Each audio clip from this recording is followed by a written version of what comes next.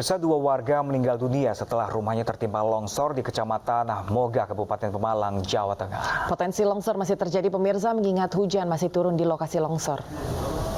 Di Plakaran, 1 rumah hancur. Korban informasi dibawa ke rumah sakit. Bencana tanah longsor melanda desa Plakaran, Kecamatan Moga, Pemalang, Jawa Tengah. Longsor menimpa sebuah rumah dan mengakibatkan 2 penghuni meninggal dunia, sementara 1 orang selamat. Guguran kecil tanah masih terjadi dan berpotensi menimpa rumah warga di dekat dasar tebing. Warga diimbau untuk menghindar ke lokasi lebih aman. Guguran kecil. Posisi tanah masih ada pergeseran sedikit-sedikit. Ini kalau bisa dari pemerintah desa Plakaran untuk menghimbau warganya yang di bawah. Kami laporkan bahwa akibat hujan yang turun terus-menerus membasahi wilayah kami di Kecamatan Moga, utamanya di desa Plakaran, Kecamatan Moga, mengakibatkan tanah longsor dan menimpa rumah warga kami. 2 korban meninggal dunia terdiri dari ibu dan anak telah diserahkan ke pihak keluarga untuk dimakamkan setelah mendapat penanganan rumah sakit Moga. Tanah longsor terjadi usai hujan deras yang mengguyur wilayah desa pada Minggu siang.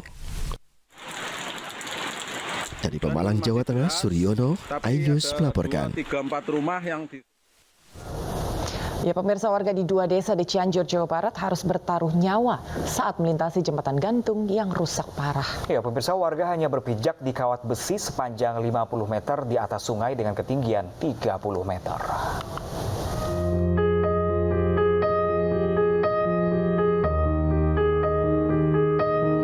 Warga Kampung Ciputat, Desa Salam Nunggal, Kecamatan Cibeber, Cianjur, Jawa Barat harus bertaruh nyawa untuk melintasi jembatan gantung sepanjang 50 meter ini.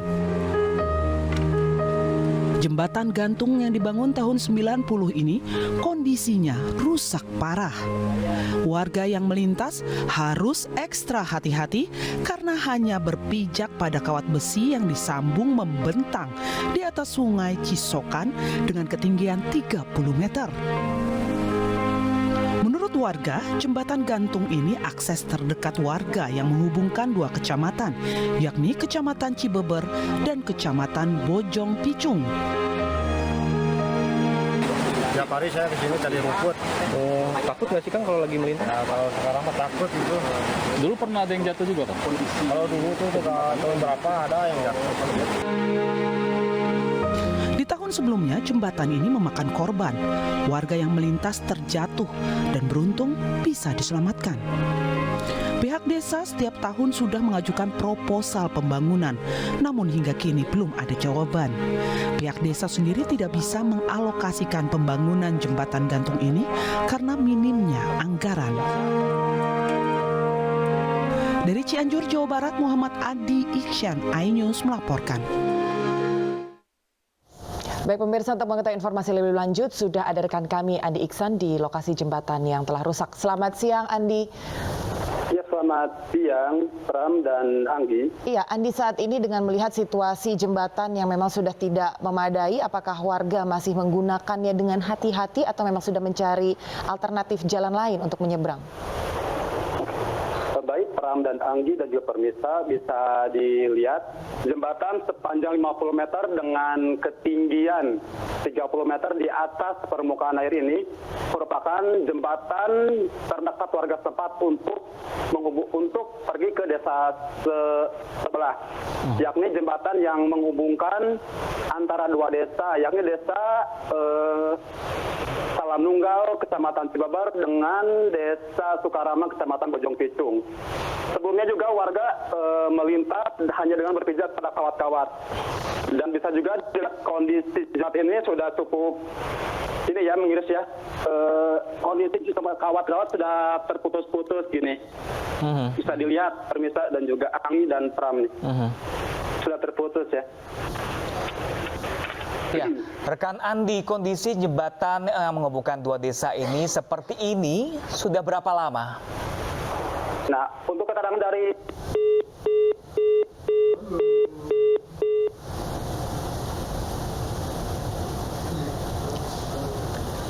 Ya pemirsa, tampaknya hubungan komunikasi kami bersama rekan Andi di Cianjur, Jawa Barat sempat terputus dan kami masih mencoba menghubungi rekan Andi.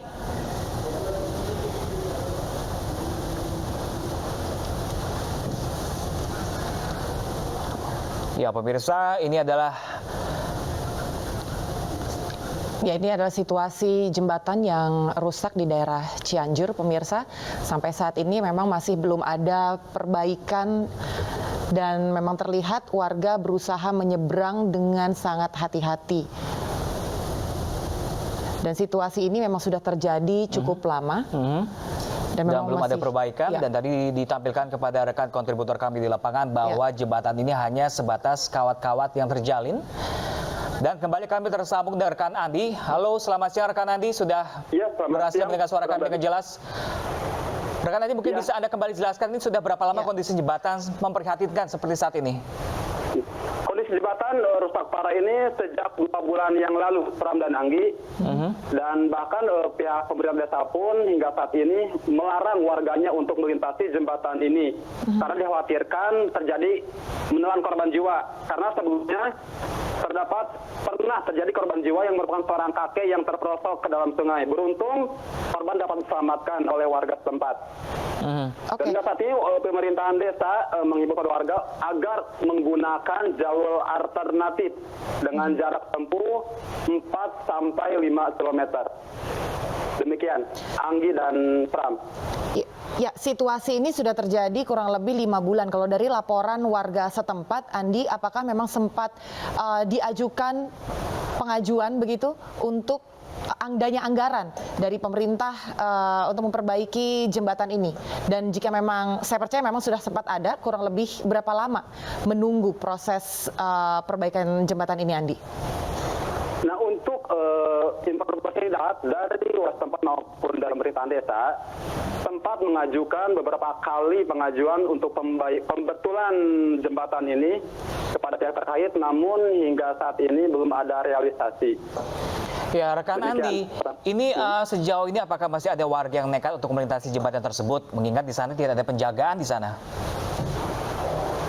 Nah, hingga saat ini sejak tadi pagi saya pantau jembatan ini sepi dari warga yang melintas jembatan. Karena sebelumnya pihak desa melarang warganya agar tidak menggunakan jembatan ini. Tapi dianjurkan menggunakan jalur alternatif dengan jarak tempuh 4-5 km. Pram dan Anggi. Oke, baik, terima kasih rekan Andi untuk informasinya. Selamat bertugas kembali dan tetap jaga kesehatan dan juga protokol kesehatan. Selamat siang, Andi. Ya, pemirsa, pembangunan di Indonesia belum merata sehingga 2 orang siswa sekolah dasar di Kabupaten Bone, Sulawesi Selatan berjalan kaki ke sekolah dengan menempuh jarak sejauh 7 km. Ya, akibatnya mereka terpaksa harus berangkat lebih awal dan membawa parang lantaran harus melewati hutan belantara.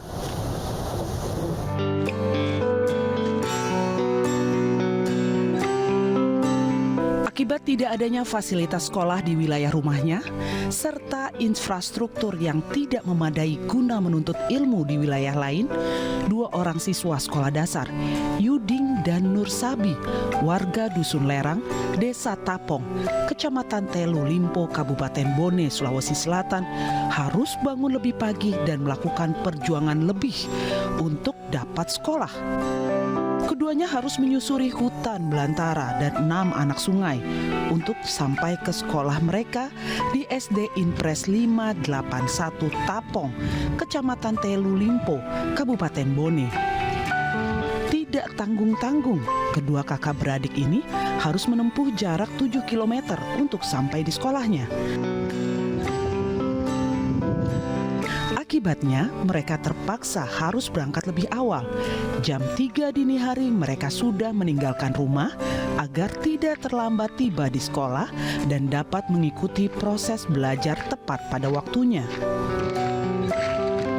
Berangkat ke sekolah pada saat orang masih terlelap membuat keduanya harus ekstra hati-hati, sehingga mereka membekali diri dengan membawa parang dengan alasan keamanan, guna berjaga-jaga dan membela diri ketika bertemu dengan binatang buas saat melintasi di hutan belantara. anak dari pasangan Kure dan Yupe ini rela berjalan kaki dengan menempuh perjalanan yang cukup jauh demi mengejar cita-citanya. Yuding yang bercita-cita menjadi polisi dan adiknya Nur Sabi bercita-cita menjadi guru. Tentu sangat prihatin dengan kondisi anak-anak kita yang ada di Dusun Lerang, Desa Lapung ini. Ya, oleh karena itu, pemerintah daerah melalui Dinas Pendidikan segera akan melakukan survei di Dusun Lerang ya untuk mencari jalan penyelesaian terbaik terhadap permasalahan yang dihadapi. Walau Kepala Dinas Pendidikan Kabupaten Bone, Andi Fajrudin, mengapresiasi siswa-siswa yang begitu semangat dan gigih dalam menuntut ilmu, namun pihaknya tidak dapat berbuat banyak karena infrastruktur yang menjadi kendala utama di mana kondisi daerah tersebut medannya cukup berat, dikelilingi bukit dan pegunungan sehingga akses transportasi belum tersedia. Dari Kabupaten Bone, Sulawesi Selatan, Bulan Sri Indramaya, iNews melaporkan.